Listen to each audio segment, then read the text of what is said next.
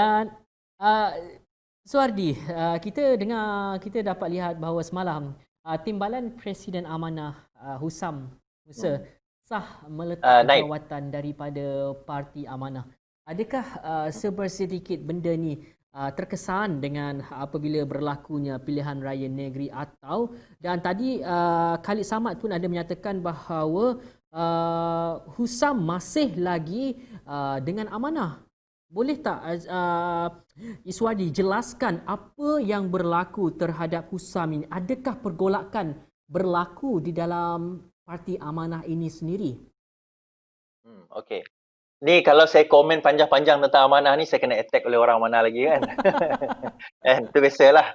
Tapi bagi saya dia macam ni. Akhirnya kalau saya tak cakap pun, orang lain akan cakap. Beberapa hari lepas, sebelum beberapa blogger dan juga social media pimpinan amanah yang bukan pimpinan atas lah, yang bawah-bawah ni kan, attack saya ada tulis dekat Facebook saya berkatakan bahawa amanah sedang bergolak.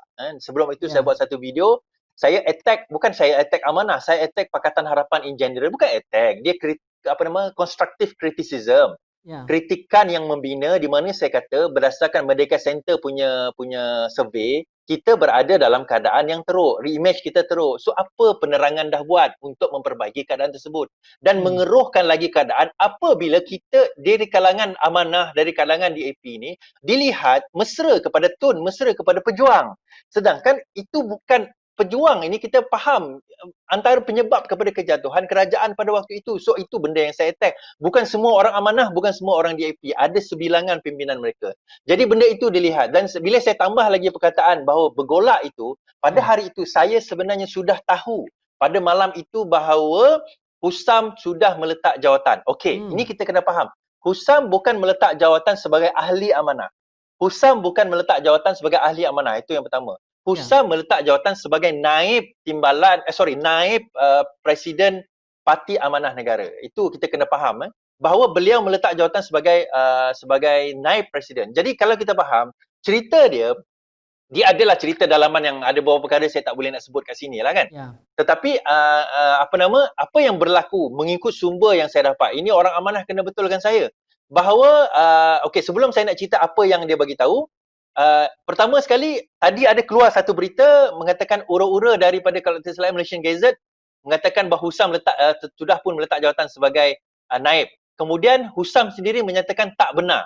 Now tak benar itu daripada satu akhbar yang lain. Saya percaya bukan Husam kata tak benar meletak jawatan. Saya percaya Husam tak benar meletak jawatan sebagai ahli amanah. Itu soalan dia. Betul ke, kadang-kadang wartawan ni biasalah kan, dia tanya dia kata betul ke Husam telah meletak jawatan telah meletak jawatan. Dia kata tak benar lah, memang letak jawatan sebagai ahli amanah kan. Tapi bukan bermakna dia tak meletak jawatan sebagai naib Presiden Parti Amanah Negara. Jadi daripada situ itu yang berlaku. Kemudian disahkan pula oleh orang kata Khalid Samad mengatakan bahawa Parti Amanah Negara telah meluluskan permohonan Datuk Husam Musa untuk melepaskan jawatannya sebagai naib presiden parti itu.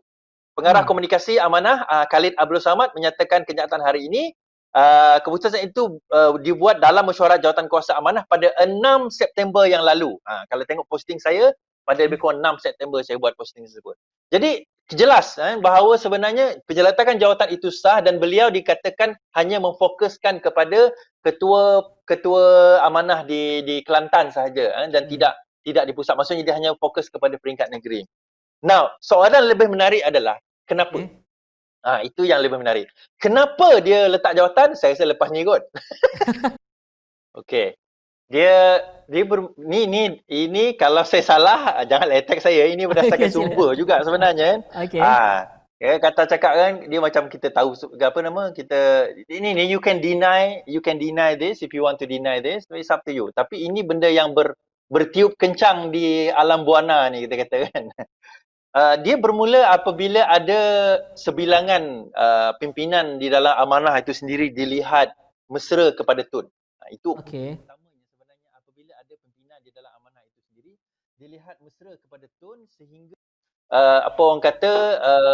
merosakkan hubungan dengan pimpinan daripada Parti Keadilan Rakyat dan Pakatan Harapan serta orang bawahan di dalam amanah itu sendiri.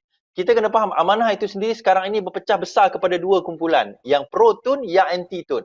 Dia tak ada yang neutral kepada tun, yang pro tun dan anti tun. Jadi ada di antara mereka ni mengatakan bahawa untuk kita nak ke depan bukan dengan cara membawa tun. Caranya adalah untuk kita menguatkan Pakatan Harapan bersama dengan Parti Keadilan Rakyat dan juga pimpinan dalam DAP yang lain.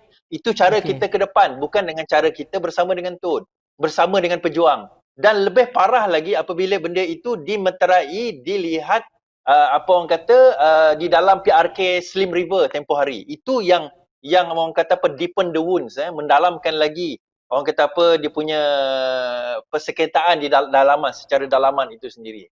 So akhirnya ada golongan yang pro kepada yang bukanlah kata anti tun per se, tetapi tidak setuju kepada arah tuju parti yang dilihat untuk ke depan, dilihat ke depan tanpa tun, tanpa perjuang. Antaranya adalah YB Meru, YB Fakhrul Razi, Meru Kelang, yang mengatakan bahawa beliau ada membuat satu, kalau tidak salah saya, mesyuarat hari itu, mesyuarat agung ke mesyuarat tergempar, saya tak tahulah, menggesa supaya diadakan satu mesyuarat tergempar di kalangan di peringkat pusat agar hala tuju parti itu jelas, supaya orang-orang bawahan ini jelas kita ni sebenarnya ke mana, nak bersama tun ke tak nak bersama tun, bersama pejuang ke nak bersama Parti Keadilan Rakyat, ataupun nak ambil kedua-duanya atau bagaimana. Sebab Parti Keadilan Rakyat jelas bahawa kita tak akan bersama dengan tun lagi, tetapi sekarang ini yang tak jelasnya amanah. So kita nak ke mana sekarang ini? Kalau dia kata kita nak menang, semua orang nak menang, tetapi menangnya dengan kaedah macam mana? Adakah nak jadi macam PAS, PN pun dia ambil, BN pun dia dah ambil, Mufakat Nasional pun dia dah ambil, semua dia nak sapu. Jadi benda itu mengelirukan orang bawahan. So kena ada satu pendirian jelas. Kalau nak bersama, kita nak bersama. Kalau tak nak bersama, kita tak nak bersama. So buat satu pendirian jelas agar orang-orang bawahan itu jelas.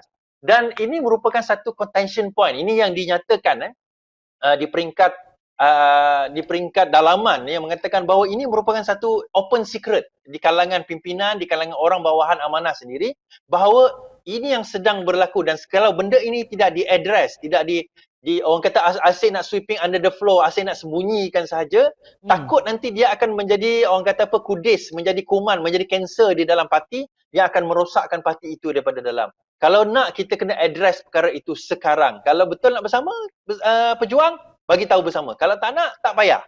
Dan ini yang dilihat kenapa Musa dikatakan meletak jawatan. Ini jangan ambil kata saya sebagai ahli Parti Keadilan, ambil kata-kata saya sebagai seorang penganalisa politik. Luar daripada Parti Keadilan. Ini tak ada, bukan masalah dendam, bukan masalah benci. Tapi kita nak bagi tahu, kalau kita nak move forward, kalau kita nak bergerak ke depan, kena ada hala tuju yang jelas, dan kami daripada mana-mana parti pun kena faham hala tuju jelas dia ada parti, baru kita boleh bergerak bersama. Kalau you tak jelas hala tuju you, kita pun tak jelas nak bekerja sama dengan you macam mana. Nak bergerak sendiri ke, nak bergerak berasingan ke, nak macam mana? So, kita tak jelas dalam perkara tersebut. Memang ada pimpinan Parti Keadilan menegur saya, dia kata, kalau boleh janganlah terlalu direct dan terang mengenai perkara ini. Saya kata kalau saya tak direct dan terang sekarang, kalau benda ni kita biarkan berlarutan terlalu lama, by the time kita nak betulkan, dia dah tak boleh nak dibetulkan. Because at that time, pada masa itu, dia punya kerosakan itu akan jadi lagi besar. Macam mana yang berlaku kepada Azmin, seperti mana yang kita tahu. So itulah antara contention point, benda yang sebab utama kenapa kalau kita lihat antara the biggest problem kenapa Husam dikatakan meletak jawatan sebagai naib presiden, kerana membantah keputusan beberapa pimpinan yang dilihat masih lagi menuju hala tuju mereka kepada Perjuangan dan Tun Mahathir. Dan kita dapat lihat bahawa ada pergolakan sedikit di dalam Parti Amanah ini. Saya nak tanya dengan Iswaldi, adakah akan berlaku seperti yang berlaku terhadap langkah Sheraton ataupun Bersatu sebelum ini? Kita dapat lihat bahawa Tan Sri Muhyiddin dan juga Azmin Ali membawa Bersatu keluar daripada Pakatan Harapan, dan mungkin itu berlaku terhadap Parti Amanah nanti. Pandangan anda, Iswaldi? Dia nak tolak kemungkinan itu bukanlah benda yang mustahil, bukanlah benda itu mustahil. Tapi itu saya kata tadi, takkan kita nak tunggu perkara itu berlaku masa itu baru kita nak buat rundingan kan. So biar rundingan itu hala tuju mereka yang jelas itu dilakukan sekarang.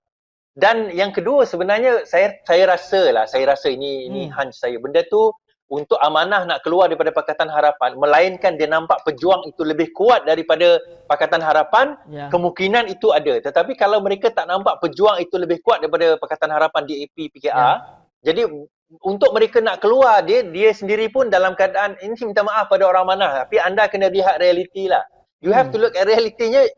Kalau nak compare kekuatan you dengan PAS, jauh sekali. Kita kena terima realiti.